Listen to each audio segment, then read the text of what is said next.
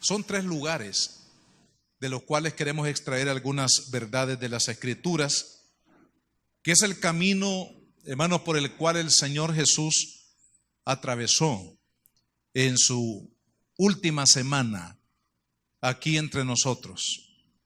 Estos tres lugares son el Getsemaní, el Monte Calvario y la tumba. Hoy en día, pues la tumba está vacía, gracias a Dios. Pero hoy, hermanos, vamos a hablar del primer lugar que quiero estar en estos días compartiendo con ustedes, hablar sobre el Getsemaní. En el capítulo 26 del Evangelio de Mateo, versículo 36, leemos aquí la palabra de Dios. Entonces llegó Jesús con ellos a un lugar que se llama Getsemaní y dijo a sus discípulos: sentaos aquí, entre tanto que voy allí y oro. Y tomando a Pedro y a los dos hijos de Zebedeo, comenzó a entristecerse y a angustiarse en gran manera. Entonces Jesús les dijo: mi alma está muy triste hasta la muerte. Quedaos aquí y velad conmigo. Yendo un poco adelante, se postró sobre su rostro y orando y diciendo: Padre mío, si es posible, pasa de mí esta copa, pero no sea como yo quiero, sino como tú. Vino luego a sus discípulos y los halló durmiendo. Y dijo a Pedro: ¿así que no habéis podido velar conmigo una hora? Velad y orad para que no entréis en tentación. El espíritu a la verdad está dispuesto, pero la carne es débil. Otra vez fue y oró por segunda vez, diciendo: Padre mío, si no puedes pasar de mí esta copa sin que yo la beba, hágase tu voluntad. Vino otra vez y los halló durmiendo, porque los ojos de ellos estaban cargados de sueño. Y dejándolos, se fue de nuevo y oró por tercera vez, diciendo las mismas palabras. Entonces vino a sus discípulos y les dijo: dormid ya y descansad. He aquí, ha llegado la hora, y el Hijo del Hombre es entregado en manos de pecadores. Levantaos, vamos, ved que se acerca el que me entrega. Padre, que esta palabra que hemos leído, Señor, que es vida y es poder y es espíritu, bendiga el alma, la vida, Señor, de todos los que estamos aquí congregados, como también aquellos, Señor, que han de escuchar esta palabra en la distancia. Señor, que tu palabra pueda traer una lección y sobre todo el poder, Señor, para que se complete en nosotros la obra que tú, Señor, has iniciado, Padre, en cada una de nuestras vidas. En el nombre de Jesús de Nazaret, Señor, pedimos que tu bendición sea sobre cada uno de nosotros. Abre nuestro entendimiento, Espíritu Santo, para que podamos comprender tus maravillas y ver tu gloria, Señor, manifestada en cada uno de nosotros. En el nombre de Jesús te lo pedimos en esta hora, Señor. Amén y amén. Getsemaní. Primero preguntémonos qué es, qué significa este lugar llamado Getsemaní. Hasta el día de hoy, hermanos, Getsemaní está ahí como un testigo mudo de todo lo que ha acontecido. Es un lugar que está en el Monte de los Olivos.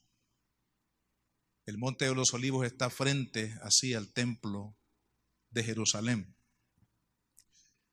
o ahí en Jerusalén, el templo del pueblo de Dios. Es un lugar donde Jesús, no solamente en esta ocasión, llegó allí, sino que era el lugar donde Jesús frecuentemente estaba allí. Porque era un lugar, hermanos, que el Señor había escogido para orar, y ya vamos a hablar de eso. Pero Getsemaní es un lugar real. Los que hemos tenido la oportunidad de ir a la Tierra Santa, vamos a ese lugar, que es uno de los lugares esperados, que uno llegar a Jerusalén y conocer varios lugares de lo que aconteció ahí. Y es difícil que alguien que vaya no pase por el Monte de los Olivos, y especialmente ahí el lugar del Getsemaní. Un lugar bello, un lugar rodeado de muchos olivos. De ahí el nombre Monte de los Olivos, porque había muchos olivos plantados en ese monte. Y ahí está ese lugar. El significado de la palabra Getsemaní es prensa de aceite.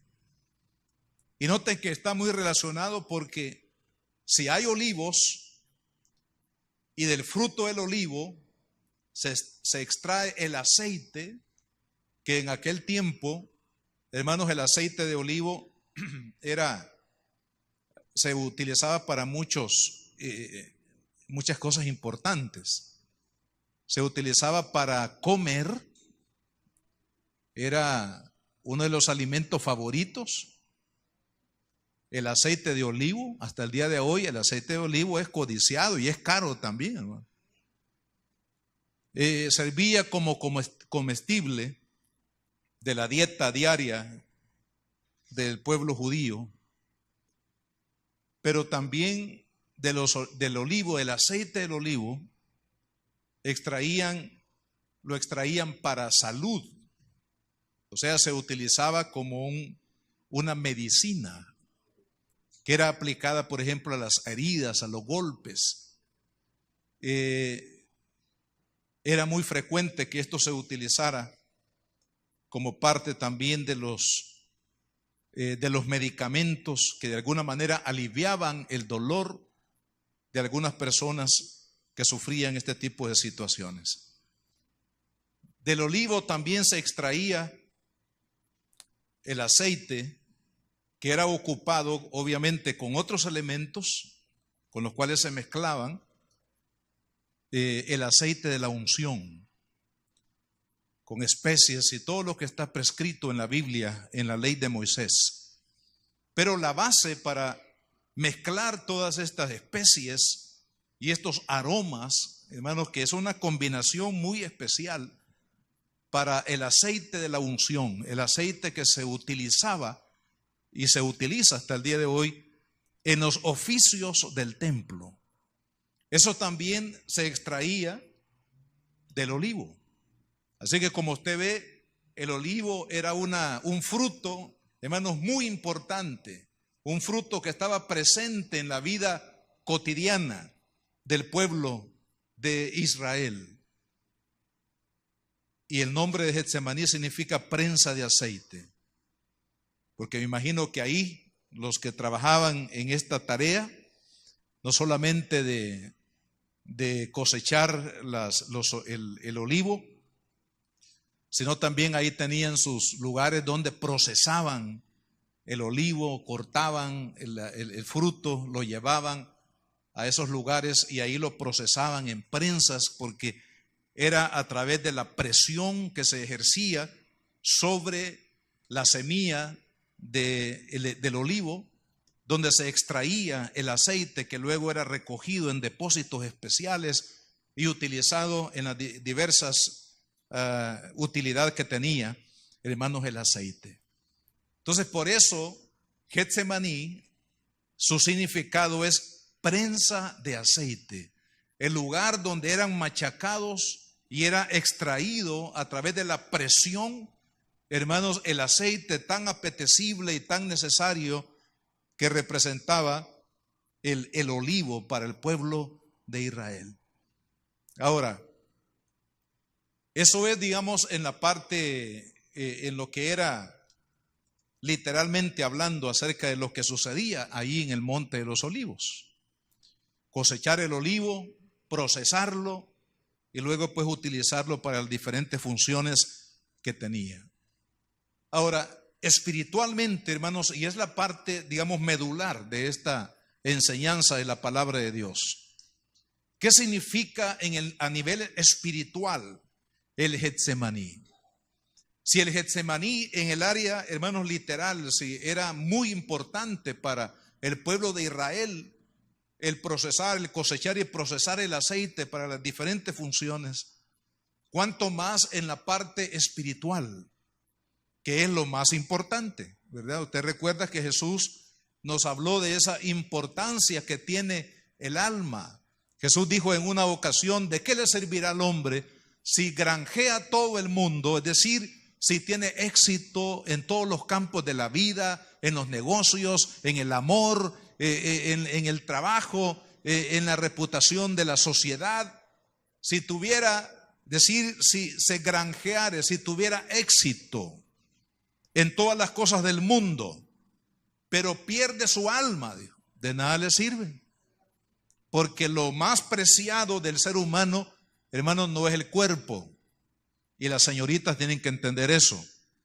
Y los varones también tenemos que entender eso, que lo más preciado de la vida no es nuestro cuerpo, no es las cosas físicas a las cuales podamos exponer nuestro cuerpo y dedicarnos, sino que lo más importante es nuestro ser espiritual.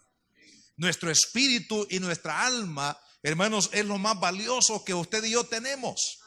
Así que no se preocupe cuando aparecen las arrugas, ¿verdad? Que algunos ya cuando aparecen las arrugas quieren que les vayan a dar una estiradita por ahí con una plancha caliente para quitarle las arrugas. Pero no se preocupe por las arrugas, ni se preocupe también por algún defecto físico o porque usted no es como la Barbie, el modelo, ¿verdad?, de los que diseñaron ese gran negocio, o cualquier otra situación que tengamos los varones en el cuerpo, que no somos tan atractivos como quisiéramos. No se preocupe por esa parte. Sí, preocúpese en el sentido normal, pero no se preocupe anormalmente. Si usted nació moreno, dele gracias a Dios porque es moreno, porque no puede cambiar de color, hermano, a menos que se meta en un ácido muriático, una bañadita. Si usted nació blanco, dele gloria a Dios porque usted nació blanco. Si usted nació un poquito amarillito, dele gracias a Dios también. Si Dios lo hizo bajito, dele gracias a Dios también.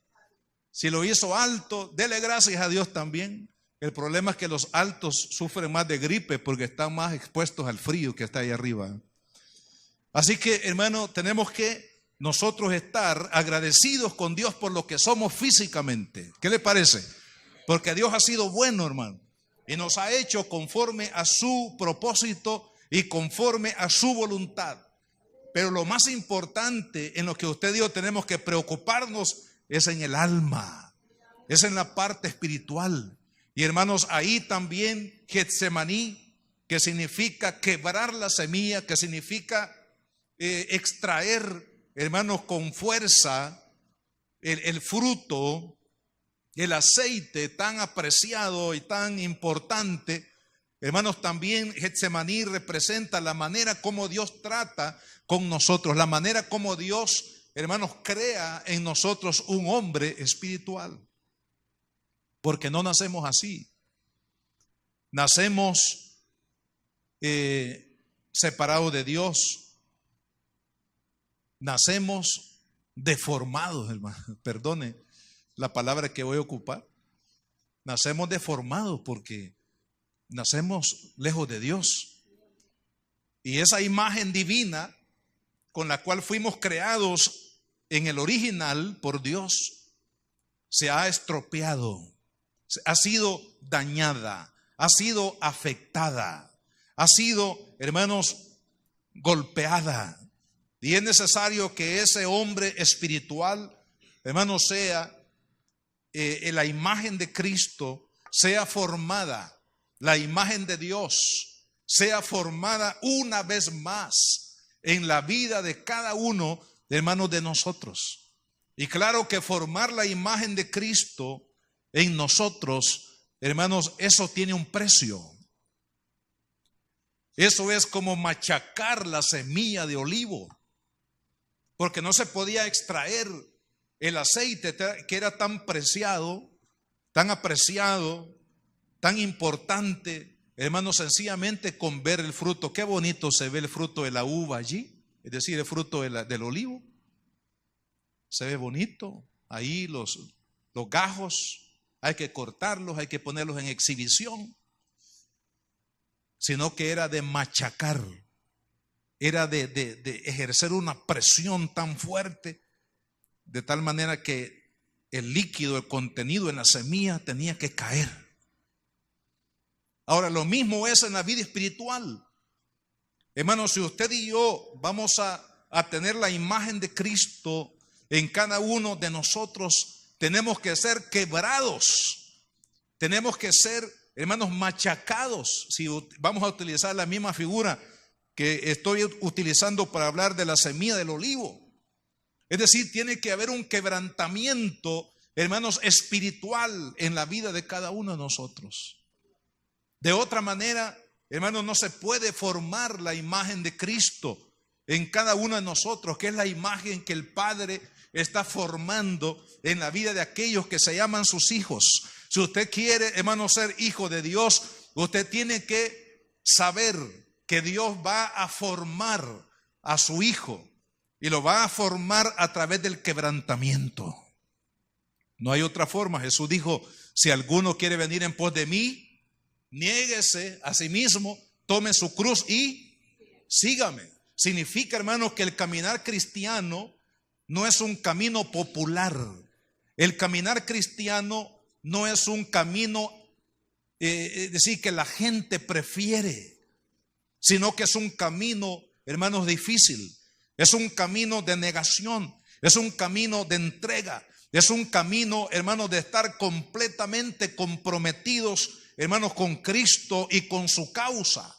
Pero eso no va a ser posible en el corazón del hombre a menos que haya un quebrantamiento en la prensa de aceite que se llama el Getsemaní. Es el lugar donde el Señor forma a sus hijos, y lo vemos aquí en el ejemplo de Cristo. Hubieron tres cosas, hermanos, que yo quiero mencionar como aplicación de lo que debe significar Getsemaní para nosotros en nuestro progreso cristiano. Primero, el versículo 36 dice que Jesús fue a Getsemaní, dijo, y sentándose ahí, entre tanto que voy y oro. Quiere decir que la oración, el lugar de la oración, el ejercicio de la oración es fundamental en la formación de la imagen de Dios en la vida de cada uno de sus hijos. Si nosotros, hermanos, no tenemos el anhelo, el deseo, la disciplina de estar delante de Dios, de buscar a Dios en oración, la imagen de Cristo, el poder de Dios no va a estar en nuestra vida. Porque sabe que el lugar donde Dios visita a su Hijo, el lugar donde Dios lo llena de su gloria, de su poder, hermanos, de su presencia, es en el lugar de la oración. Jesús le modeló a sus discípulos, Jesús invitó a sus discípulos, Jesús enseñó a sus discípulos, Jesús instó a sus discípulos, hermanos, a practicar la oración. Tenemos nosotros aquí en la Escritura, tenemos lo que conocemos como la oración modelo, Otros la conocen como la oración del Padre Nuestro. Y fíjese que la oración que conocemos como la oración modelo de Jesús o la oración del Padre Nuestro, esa enseñanza vino después de que los discípulos, dice, vieron a Jesús que estaba, me imagino que fue en el Getsemaní, hermano, donde los discípulos vieron a Jesús, porque así lo dice Lucas. En el capítulo 11 dice, aconteció que estaba Jesús orando en un lugar y cuando terminó, uno de sus discípulos le dijo, Señor, enséñanos a orar, como también Juan enseñó a sus discípulos. Y a raíz de esa motivación que hubo en los discípulos al ver a Cristo, hermanos, que estaba orando, ahí vino la enseñanza tan poderosa acerca de la oración. Pero también el Señor, hermanos, hablando sobre la oración, dijo que la oración no es una actividad en la que el cristiano debe de estar comprometido, sino que la oración tiene que volverse una necesidad. Por eso dice el capítulo 18 de Lucas, también le refirió Jesús una parábola sobre la necesidad de orar siempre y no desmayar. O sea que para un cristiano donde la imagen de Cristo está siendo formada en él no verá la oración como una actividad de la iglesia y que vamos a orar cuando la iglesia nos llame a orar, cuando la iglesia dice, mire hermano, tenemos campañas de oración.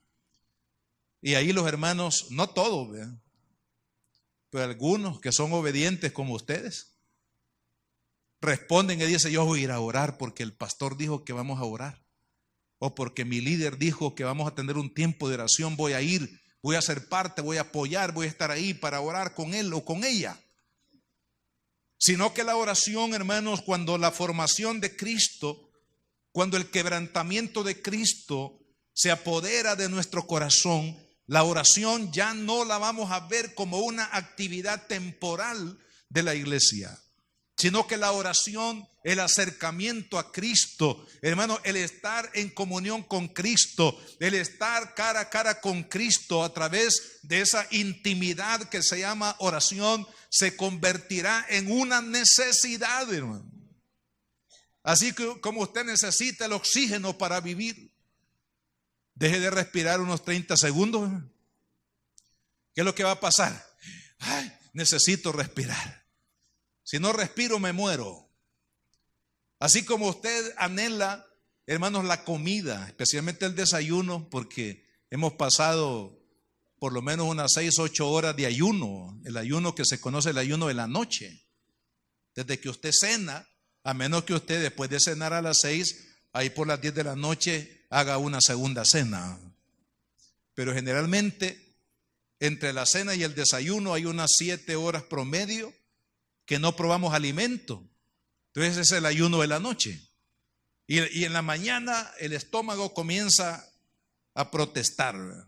Y ahí usted escucha que un ruido ahí que se levanta y usted dice, necesito comer. Porque si no como, no voy a tener fuerzas, no voy a poder ir a trabajar, no voy a poder concentrarme en el estudio, no voy a poder hacer esto, lo otro, porque la comida, el alimento para el cuerpo es una necesidad. No podemos prescindir de ello.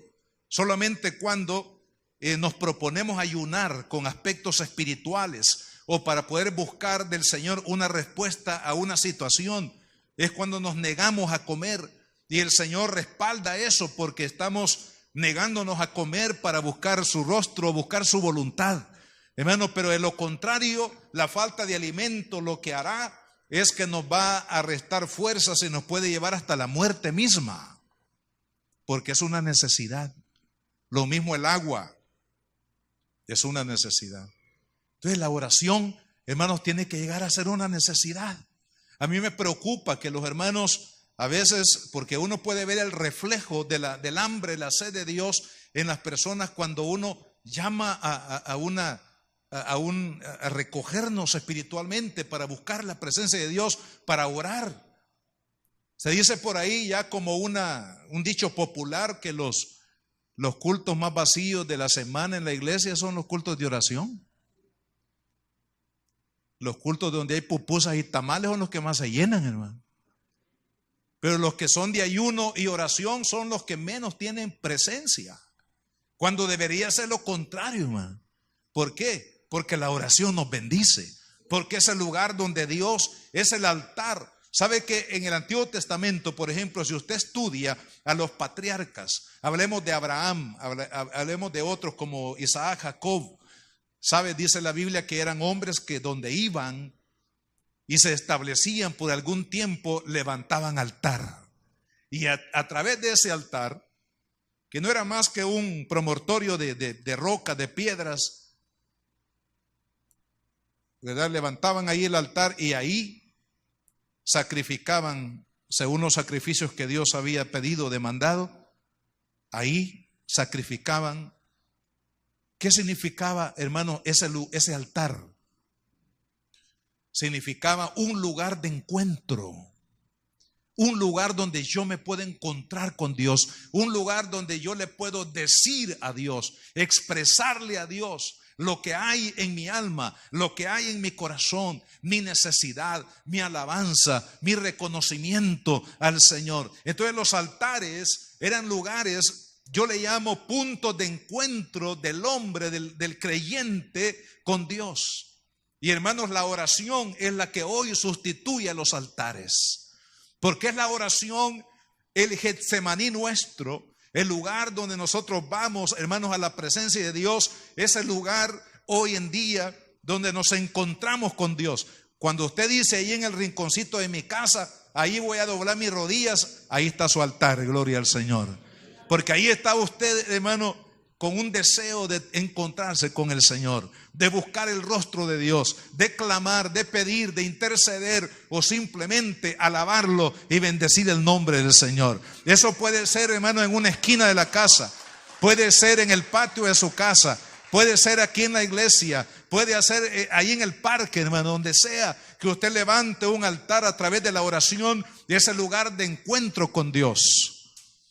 Pero mire, hermano, los cristianos de hoy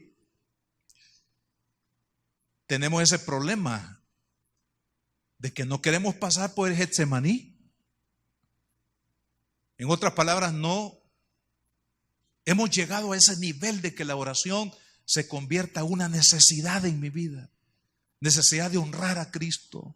Necesidad de decirle al Señor cuánto lo amo, cuánto confío en Él, cuán importante es Cristo para mi vida, para mi felicidad, para mi plenitud, para mi desarrollo intelectual, emocional, mi desarrollo en la familia, mi desarrollo en el trabajo. Cuán importante es Cristo, fundamental en nuestras vidas. Es un problema, hermanos, que los discípulos también lo tenían, fíjense. ¿Por qué? Porque ya leímos aquí en la palabra que dice que Jesús 3 veces durante la noche, y habiéndoles él dicho, miren, vamos a orar esta noche porque esta noche hay una carga que nunca Cristo la había sentido en esa dimensión como ese día. Y se lo compartió a ellos y les dijo, miren, hay una aflicción en mi alma, así que vamos a orar, vamos a buscar la fortaleza de Dios a través de la oración. Y entonces se apartó de ellos, dice, y se fue a orar. Y los discípulos se quedaron por aquí, digamos. Vino el Señor después de un tiempo de oración y los encontró. Usted no crea que los encontró avivados en el espíritu, hablando en lenguas y todo, sino que los encontró, dice, dormidos. Entonces el Señor les echa un poco de agua, se despierten los discípulos. Otra vez le dice el Señor lo mismo, hay una carga en mi alma, oremos. Se fue el Señor, se retiró. Después de 1 hora viene otra vez el Señor. ¿Qué dice la Biblia, hermano? Que estaban dormidos, ya era la segunda ronda del sueño.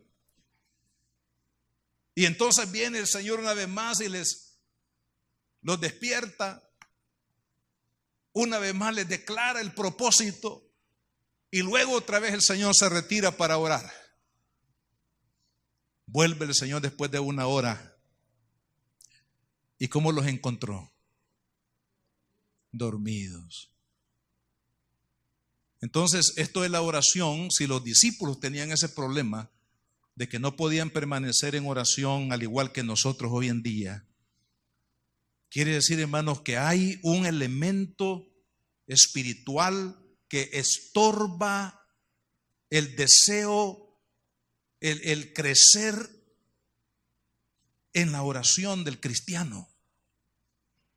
Y ese elemento espiritual que bloquea, hermanos, que el cristiano vaya a su Getsemaní, que es el lugar de encuentro con Dios, el lugar donde Dios moldea nuestra vida, el lugar donde somos llenos de la gloria de Dios, el lugar donde somos fortalecidos por Dios, el lugar donde el poder de Dios se manifiesta en nuestra vida. Hermanos, definitivamente hay un elemento espiritual que bloquea la oración. ¿Y sabe quién es? Es el diablo, hermano.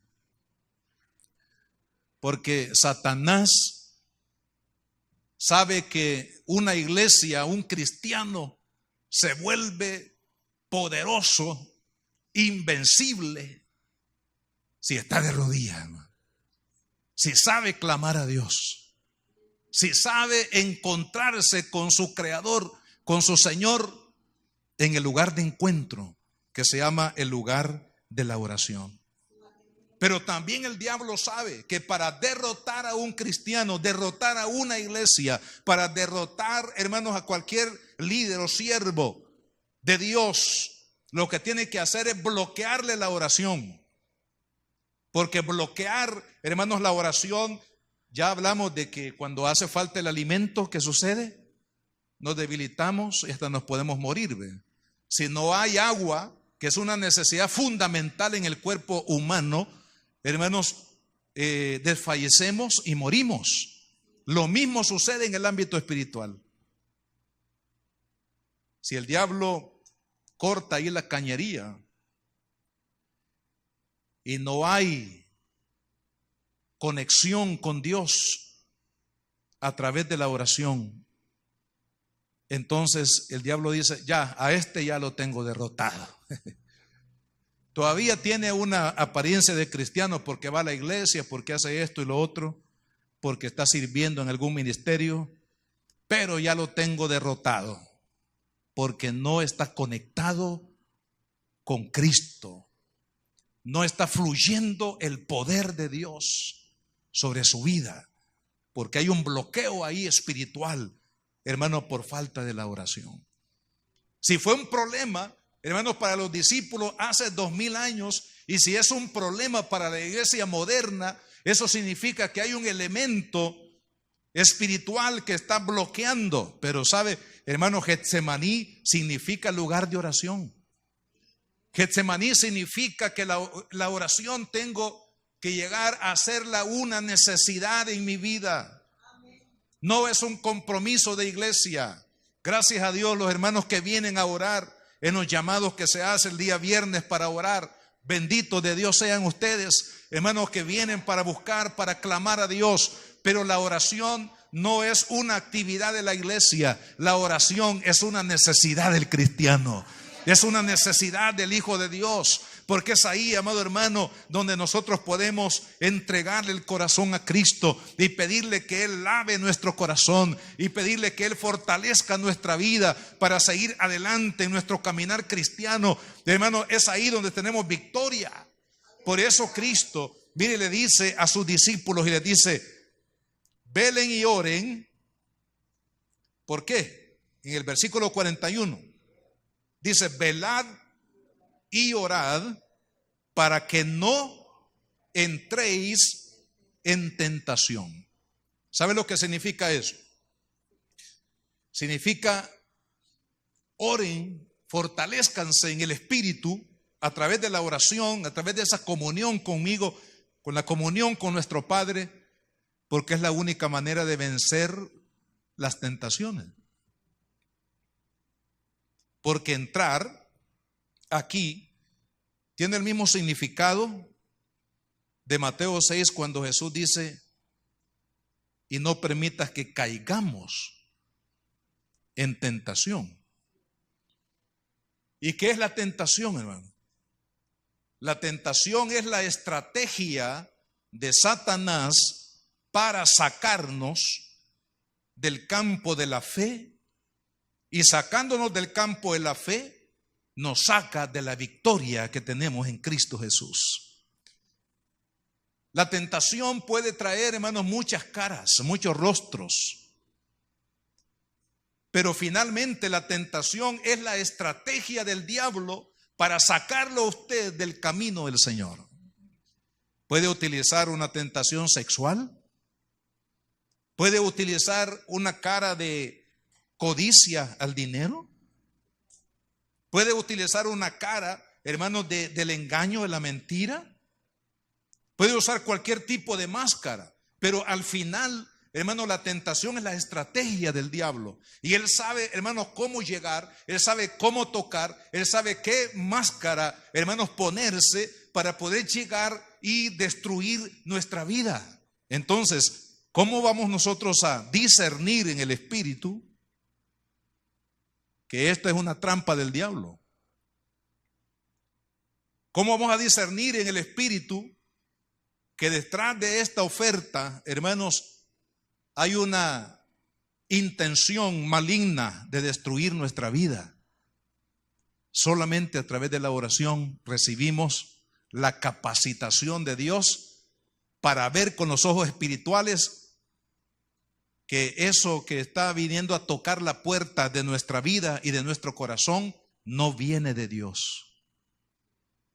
Y aunque parezca bonito, yo un día, una señorita me dice: hermano, mire, ore por mí, hermano. Fíjese que yo me había enamorado de un muchacho y yo creía que era el esposo que Dios me había mandado. Y yo veía estas virtudes y una y otra. Pero mire, todo se terminó y estoy destrozada del corazón porque me había hecho ilusiones que este era el amor de mi vida. Y yo le digo: mira, aunque tengas el corazón destrozado, pero sin duda alguna no era la persona que Dios tenía para ti. Ahora, muchas veces, hermano, lo que nosotros sentimos es el dolor que causa una situación determinada que no se concretó, como en un caso pues de un enamoramiento o un negocio que no se pudo realizar o una actividad que no pude llevarla a cabo. Y uno dice: tuve mala suerte, dicen algunos. Hay que tener mucho cuidado porque no es de mala suerte ni buena suerte, hermano, porque esos términos se usan en el ocultismo nada más. Usted y yo no es de buena suerte ni mala suerte, sino que es Dios que está interviniendo. Pero para que uno entienda, hermanos, la intervención de Dios, aunque duela el corazón, aunque no podamos entender de momento por qué no se pudo realizar lo que yo anhelaba, y eso de alguna manera golpea nuestro ego y nos da sentimiento y en algunos casos dolor. Pero amado hermano, sabe, el Espíritu Santo al que ora le da el discernimiento de que había una trampa del diablo en todo eso que no se realizó. Así que si se lleva a cabo, gloria a Dios, si se hace su voluntad, y si no, también gloria a Dios, hermano. Así que las señoritas que han pasado por este tipo de situaciones, no se preocupen. Si se pierde uno que no era, Dios tiene el que era o el que es. Así que solamente es de aplicar un poquito de aceite de olivo en el corazón para que haya un poquito de sanidad y seguir adelante en el nombre de Jesús. Porque Dios tiene algo maravilloso para nosotros. Porque su voluntad, dice la Biblia, que es agradable y es perfecta. Su voluntad es buena, es agradable y es perfecta. Pero es, hermano, a través de la oración donde el Espíritu de Dios nos da discernimiento para saber que hay una estrategia del diablo tratando de destruir, de sacarnos de la fe y de sacarnos de la victoria que nosotros tenemos en Cristo Jesús. Y para eso se necesita, dijo Jesús, orad y velad. Ahí es donde el Señor nos da discernimiento. ¿Sabe, hermanos, que el ejército sirio tenía un gran problema? Porque había un hombre allá en las filas de Israel que se llamaba Eliseo, que descubría todos los secretos que hablaba el rey con su gabinete de gobierno, todos los secretos del Estado en contra de Israel. Hermanos, Eliseo lo conocía, ¿ves? ¿Y sabe por qué lo sabía? Porque en la oración, en los momentos de que él estaba en comunión con Dios, el Espíritu de Dios le revelaba. De tal manera que todos los planes que ellos formulaban para destruir a Israel, el Espíritu Santo a través del profeta desarticulaba todos esos planes. Y ellos decían, ¿habrá un oreja aquí dentro de nosotros? ¿Habrá alguien que está divulgando lo que hablamos aquí en secreto, lo está contando al enemigo? Le estaban tratando de encontrar una respuesta humana a esa situación que estaba dando, pero no, es que el Espíritu Santo en la comunión de Eliseo le comunicaba todo lo que, los planes, las estrategias, hermanos, diabólicas que el rey de Siria juntamente con su gabinete de gobierno estaban tramando contra Israel. Nunca fueron efectivos. ¿Sabe por qué? Porque Dios desarticuló los pensamientos del diablo. Y de la misma manera, amado hermano, cuando usted y yo oramos, no sabemos que hay personas a nuestro alrededor o personas que conviven con usted en el trabajo o en la comunidad. Usted no sabe los planes de muchas personas que están a su alrededor tratando de destruir su vida, pero Dios sí lo sabe. Y cuando usted y yo oramos al Señor, el Espíritu Santo nos da el discernimiento para saber qué hacer, hermano, para desarticular los planes de Satanás. Y yo oro este día para que los planes del diablo sean destruidos sobre su vida. Si hay alguna maquinación de Satanás contra tu vida, en el nombre de Jesús declaramos que esos planes son quebrantados para su gloria. Porque la oración tiene poder, o más bien el poder está en Dios. Pero cuando oramos, Él nos otorga ese poder. Así que, hermanos, Getsemaní es como una prensa, algo que presiona y duele. En este caso, aprender a orar y hacer de la oración una necesidad duele, hermano, porque requiere negación, porque requiere privación, porque requiere disciplina, porque requiere, hermano, una entrega. Y todos estos principios, hermanos, son dolorosos para la carne. ¿Por qué? Porque la carne quiere estar siempre, hermano, perdonen, pajareando, ¿no? Viendo los pajaritos por todos lados, viendo lo atractivo y hasta viendo lo que no debemos de ver. Eso le encanta a la carne, ¿no? Pero cuando la traemos a Cristo, la traemos al altar, la traemos a la comunión con el Señor, a declarar que Jesucristo es el Señor, a declarar que creemos en su plan porque es un plan perfecto para nuestras vidas y nos sometemos a Él. Eso no le agrada a la carne. Getsemaní, el lugar de la prensa del aceite, donde se quebranta la semilla para extraer el aceite tan valioso. Y hermanos, Cristo se convierte en el ejemplo, en el modelo por excelencia de la necesidad de buscar a Dios en la oración. Tan lindo, hermanos, que cuando llegó el último momento previo al Calvario, el Señor no huyó a las montañas de lo que iba a suceder en el Calvario, ni tampoco fue a buscar al sumo sacerdote para hacer un tipo de negociación con él para no pasar por el Calvario, sino que el Señor escogió su lugar favorito. ¿Y sabe cuál era el lugar favorito? El lugar de la oración. Y ahí, hermanos, en oración, Él enfrentó esta última batalla. que en otro pasaje de la Escritura dice que cuando Jesús estaba orando, su oración era tan, pero tan intensa, hermanos, que sus gotas de sudor o sus lágrimas también eran como gotas de sangre. Imagínense cuál es el precio para aprender a orar, hermano. El precio de ser quebrantado por Dios hasta sentir una necesidad. Pero el que ora y busca a Dios, hermanos, tendrá tremenda bendición en su vida. Nada menos este día, antes de venirme, le envié este versículo a una hermana que está pasando por momentos de tribulación en su vida. Entonces, yo busqué aquí en el libro de los Salmos y le envié este versículo para ayudarla que se fortalezca en el Señor. Y se los voy a leer a ustedes también en este día. Dice el versículo 16. Dice: en cuanto a mí, a Dios clamaré, y Jehová me salvará. Salmo 55, 16. Dice: en cuanto a mí, dice el salmista, a Dios clamaré. No dice: voy a ir a buscar al abogado, voy a ir a buscar a aquel que me puede ayudar.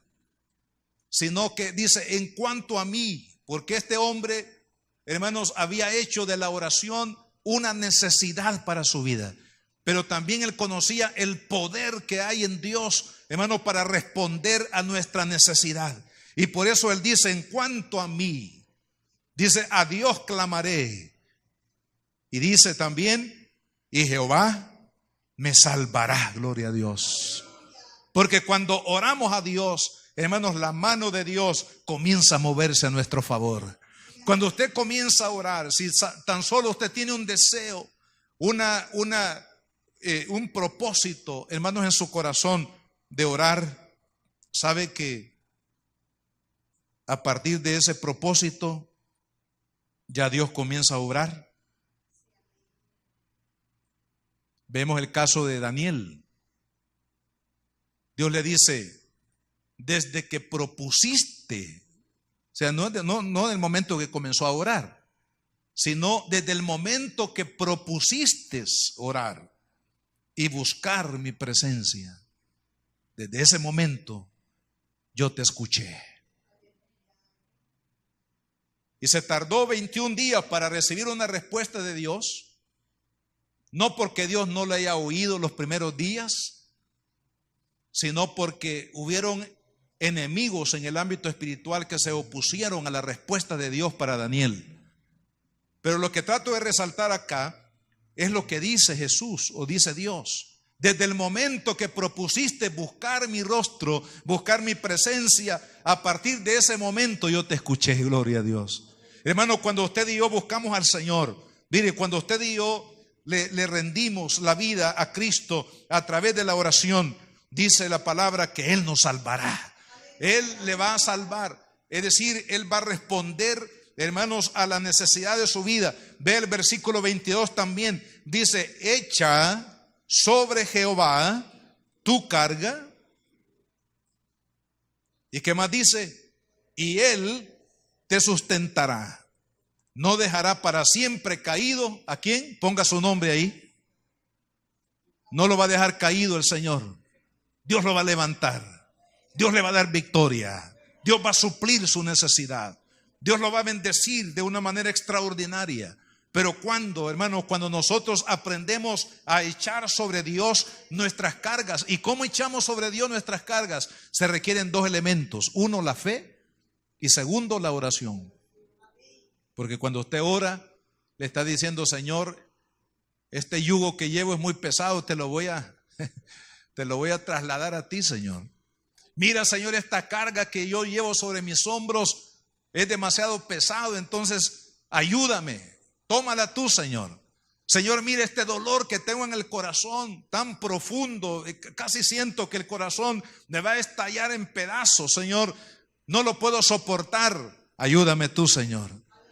Es echar las cargas sobre Él, Él nos va a sustentar y Él va a levantar, dice la palabra, al justo que ha caído, Dios lo va a levantar. Entonces, hermano, Getsemaní, en primer lugar, representa el lugar de la oración. El lugar donde usted y yo nos humillamos para buscar el rostro del Señor. El lugar donde Dios nos va a llenar de su gloria. El lugar donde Dios va a afirmar, hermano, nuestro corazón en Él. El lugar donde Dios va a hablar al corazón. El lugar donde Dios nos va a dar las estrategias, hermanos, la sabiduría para poder hacer lo que Él quiere y para poder también, hermanos, discernir las obras de las tinieblas que se han venido contra nosotros y que no nos van a tomar de sorpresa, porque el Espíritu de Dios nos va a dar la revelación en la cámara secreta con Dios, nos va a dar la revelación de lo que está pasando para que usted esté preparado. Amén. Y hagamos defensa de nuestra fe y hagamos defensa de nuestra vida cristiana delante del Señor. Ahora, en segundo lugar, Getsemaní significa el lugar de una plena rendición a la voluntad de Dios. Cuando, fíjese cuál fue la oración de Jesús, y me llama la atención porque Jesús es Dios, el Hijo de Dios. Pero siendo Cristo Dios, el Hijo de Dios, perfecto en todos sus caminos, fíjese cómo oró Él en 3 ocasiones. Él dijo estas palabras: Padre mío, si es posible, pase de mí esta copa, pero no sea como yo quiero, sino como tú. Si analizamos este versículo, hermano, podríamos interpretar que Jesús le está diciendo al Padre: Padre, ¿habrá otra forma como redimir a la humanidad que impida que yo me tome esa copa que está hablando de la muerte en el Calvario? Pero inmediatamente dice él: pero no se haga como yo quiero, sino que se haga como tú quieres. La única forma que podemos ver aquí, hermanos, y este es diríamos, un punto de vista personal, no es una doctrina, es que en la parte humana de Cristo, sintiendo, hermanos, el peso del pecado de la humanidad que representaba la muerte en la cruz, representaba que Cristo se iba a echar al hombro, hermanos, toda la maldad y la maldición de la humanidad sobre su propio cuerpo. Y eso trajo una carga pesada sobre su corazón. Y en su parte humana, ¿habrá otra forma de poder redimir a la humanidad? Pero inmediatamente dice él: pero no se haga como yo quiero, sino que se haga como tú quieres. Y efectivamente fue hecho como Dios quería. Hermanos, hay momentos en que nosotros también debemos de probar si nuestra obediencia. Llegan los momentos cuando Dios va a probar la calidad de nuestra obediencia a su voluntad, hermano. Llega el momento cuando Dios nos va a confrontar y nos va a poner frente al espejo de su buena voluntad para saber si realmente nosotros estamos siguiendo a Cristo, hermanos, rendida de una manera total nuestra voluntad a Él, o si lo estamos siguiendo como aquellos que lo seguían de lejos. Alguna conveniencia: si me conviene obedecer esto, pues lo voy a obedecer. Si me conviene hacer las cosas como el Señor me las dice, dependiendo de cuál sea la circunstancia, dependiendo de qué es lo que voy a ganar y qué es lo que voy a perder, entonces es como tratar de estar negociando con Dios, ¿verdad? De decirle: Señor, mira, que no duela tanto. Señor, mira, que no se te vaya a pasar la mano. Nunca se le pasa la mano al Señor, no tenga temor de eso. Dice la Biblia que nunca Él nos va a someter a una prueba, a una tentación que no podamos resistir. Y además de eso, siempre con la prueba o la tentación, Él nos da la salida, gloria a Dios. Entonces no tenga temor de decir, Señor, se te pasó la mano. Me ibas a poner 10 de grado de calor y mira, no te has fijado que tiene 30, Señor. Tiene 30 grados y me dijiste que solo 10, o creí que solo 10. Pero Él le da a la manecilla del calor un poquito más, hasta que Él llega al punto que sabe, hermano, lo que nosotros necesitamos para que nuestro corazón esté limpio, nuestro corazón esté pulido, nuestra vida esté completamente rendida al Señor. Y sabe que hacer la voluntad de Dios no es fácil. Someternos a la voluntad de Dios, hermanos, no es fácil. Hay aspectos de la vida en los que nosotros sentimos que estar en la voluntad de Dios es algo sencillo, algo que no nos representa nada, pero, hermanos, estar sometidos de una manera total a la voluntad de Dios, esto sí requiere un esfuerzo. En cuanto a Cristo, fíjese, siendo Él el Hijo de Dios, le dice al Padre, Padre, ¿crees que puedo pasar por alto tomar esta copa? Pero que no se haga como yo quiero, sino como tú quieres. ¿Cree, hermano, usted que al Señor no le costó someterse a la voluntad de su Padre? Siendo Dios, pero en su humanidad, en un cuerpo como el suyo y como el mío, que tiende a ciertas debilidades también. Pero ahí, hermano, en ese cuerpo de carne y hueso como el suyo y el mío, el Señor tuvo que luchar por mantenerse sometido a la voluntad de Dios. Y es lo mismo que va a suceder con usted y conmigo. Hermano, si no somos esforzados en decir, Señor, que tu voluntad prevalezca sobre mi vida, Padre.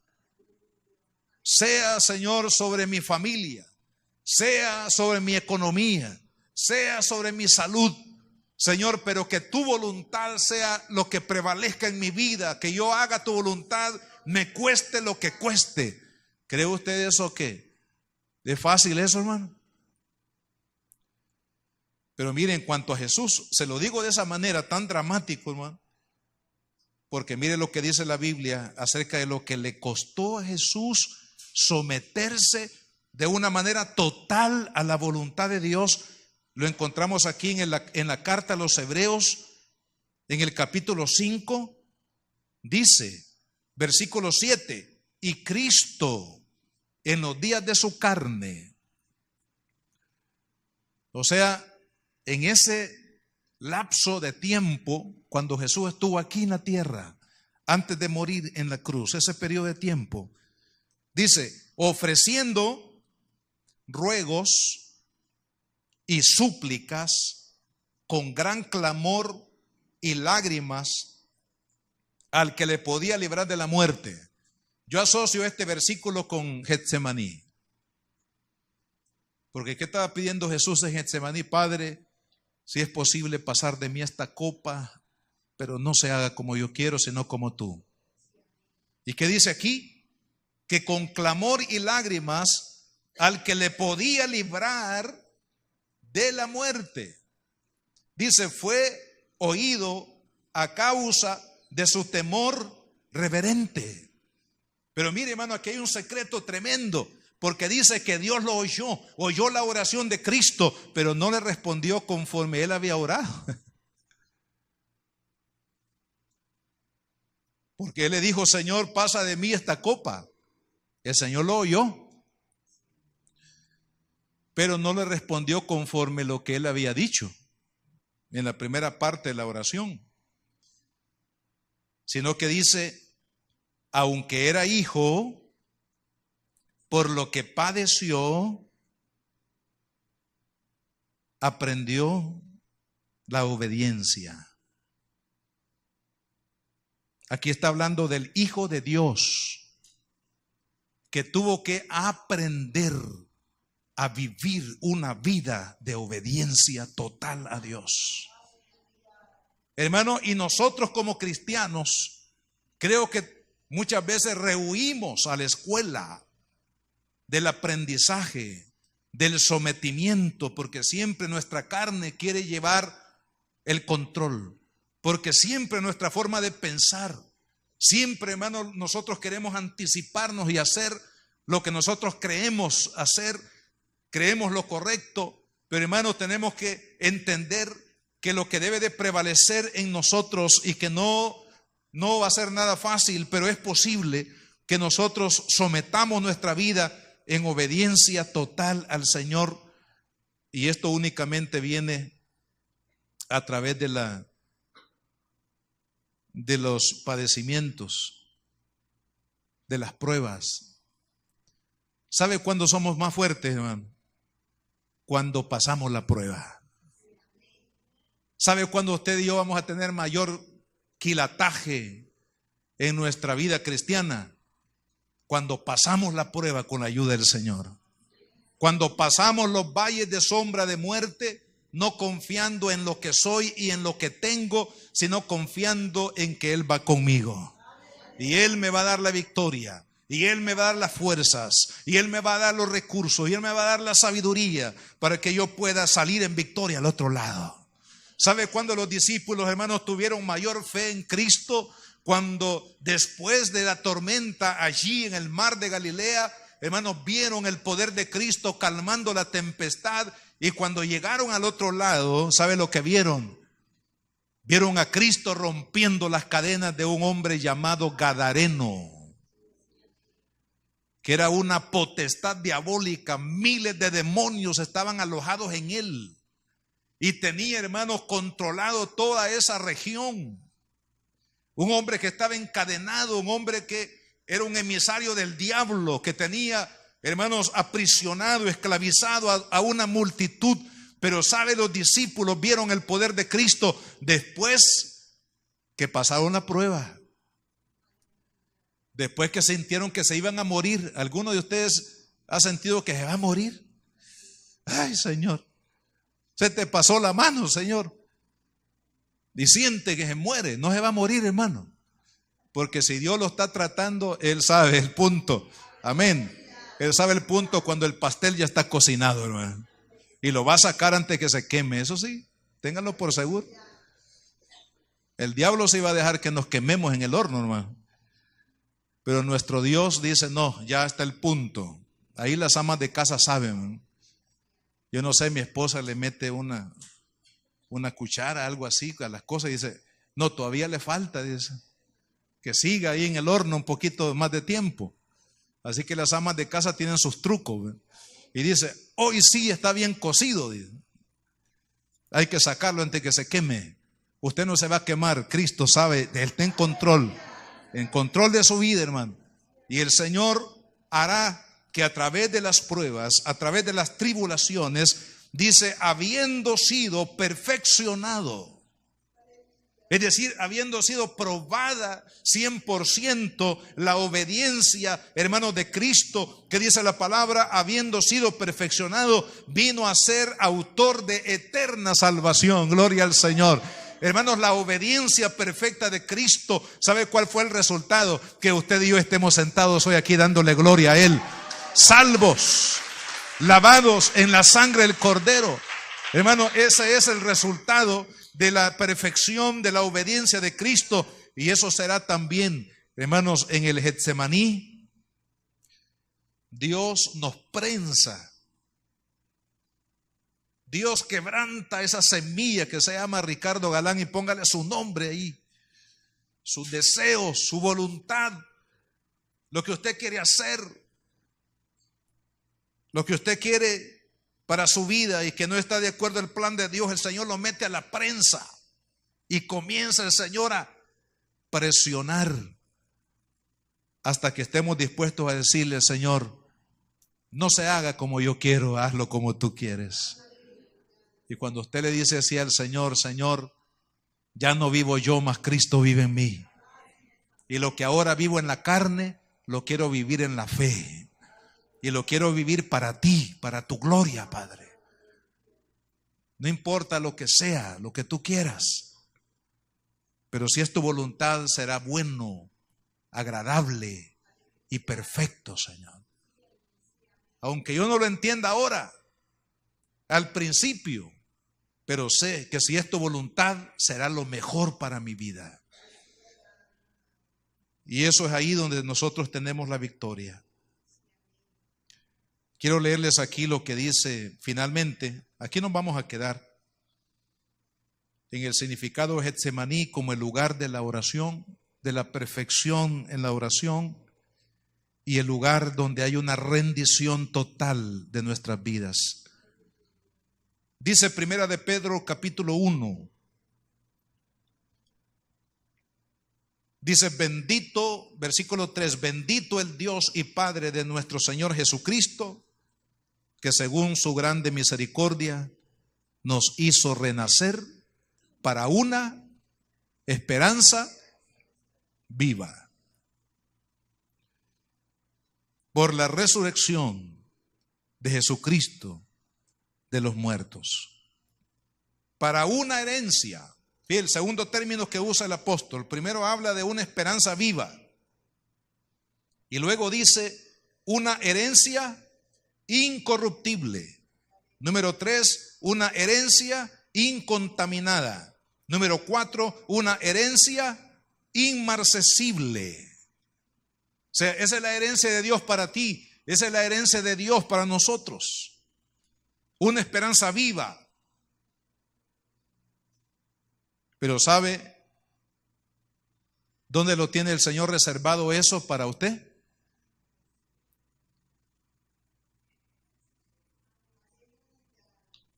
Eso no pertenece aquí, sino que pertenece allá,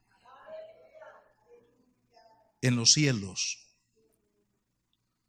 Hermano, un día de esto vamos a hablar del cielo. ¿Qué les parece?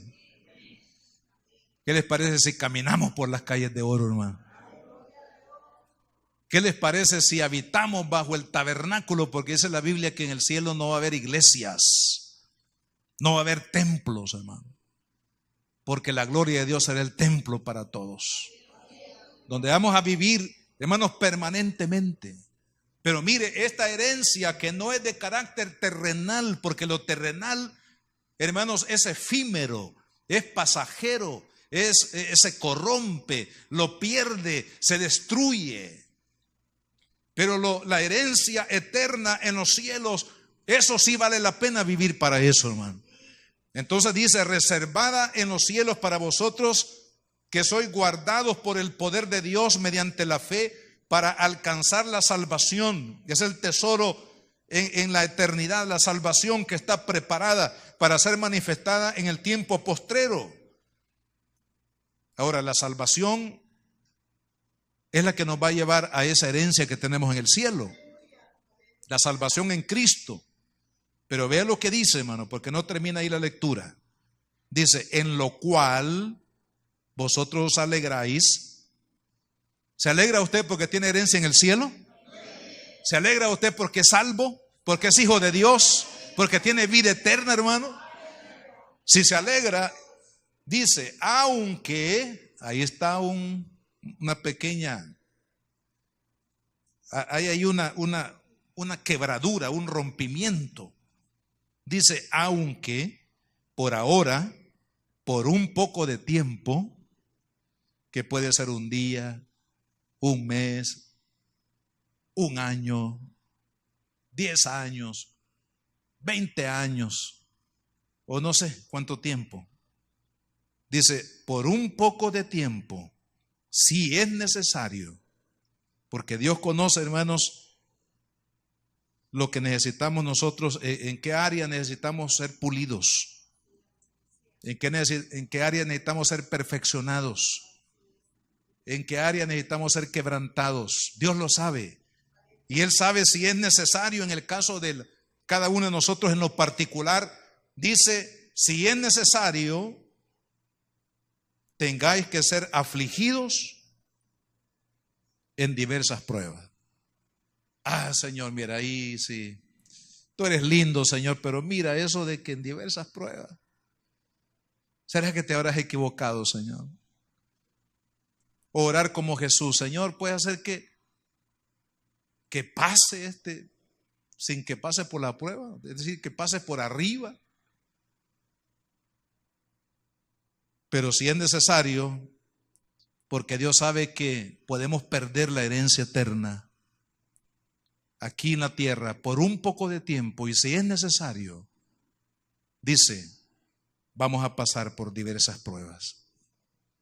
Pero ¿cuál es el fin de la prueba? ¿Cuál es el fin, hermanos, de ese sometimiento al horno de Dios? El fin es que nuestra voluntad sea rendida a Él, porque dice, para que sometida a prueba vuestra fe, mucho más preciosa que el oro, el cual, aunque perecedero, se prueba con fuego, sea hallada en alabanza, gloria, honra, cuando sea manifestado Jesucristo.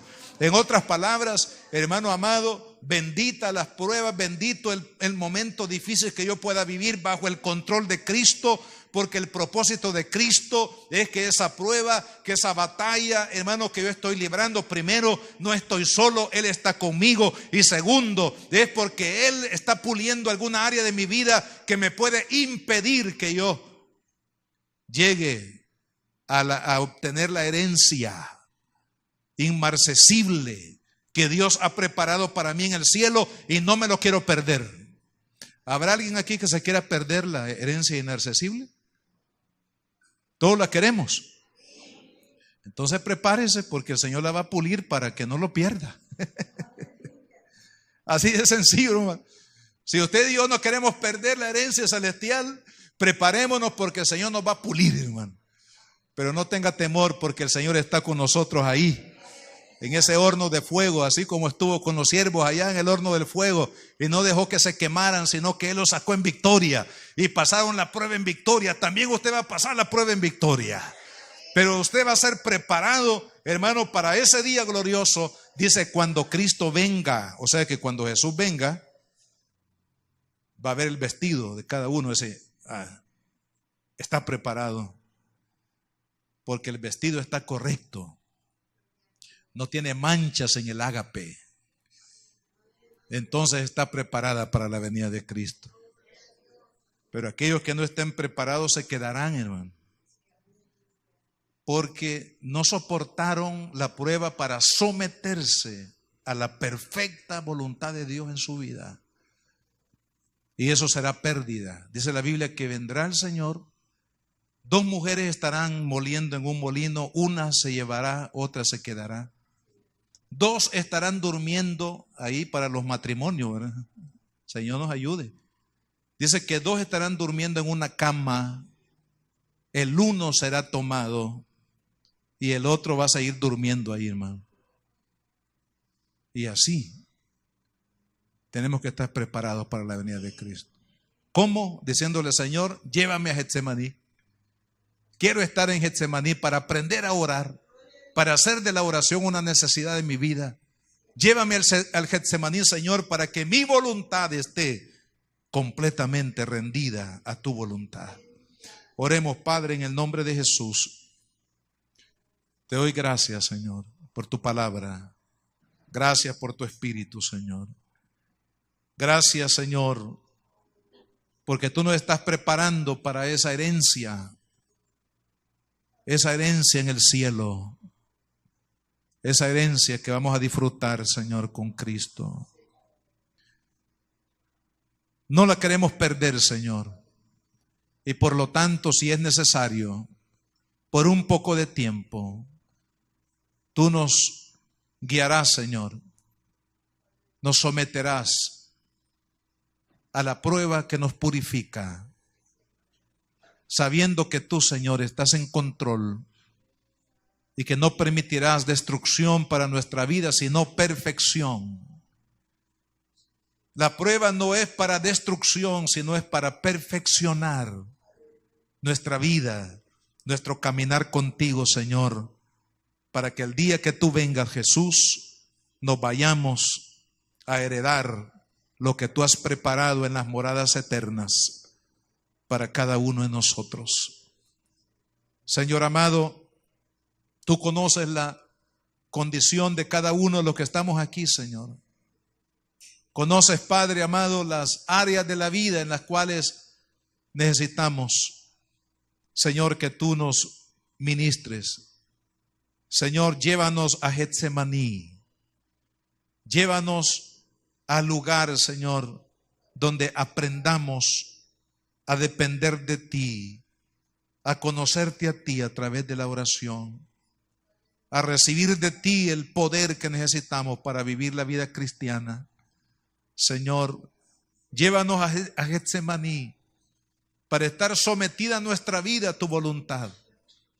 Que no nos conformemos, Señor, con nuestros deseos, lo que yo deseo, porque probablemente lo que deseamos no está de acuerdo a tu voluntad y necesitamos someter nuestros deseos a tu voluntad. Señor, guarda a nuestros jóvenes para que no sean, oh Dios, persuadidos por los deseos del mundo y pierdan su preciosa alma siguiendo, Señor, los deseos de su corazón, sino que ellos aprendan, Señor, en Getsemaní, aprendan a someter su vida para hacer tu voluntad, que es buena, es agradable y es perfecta. Que cada uno de nosotros, Señor, podamos decir como Jesús, que no sea como yo quiero, sino que se haga como tú quieres. Señor, cubre la vida de cada uno de mis hermanos. Señor, enséñanos por tu Espíritu Santo a poder vivir para ti.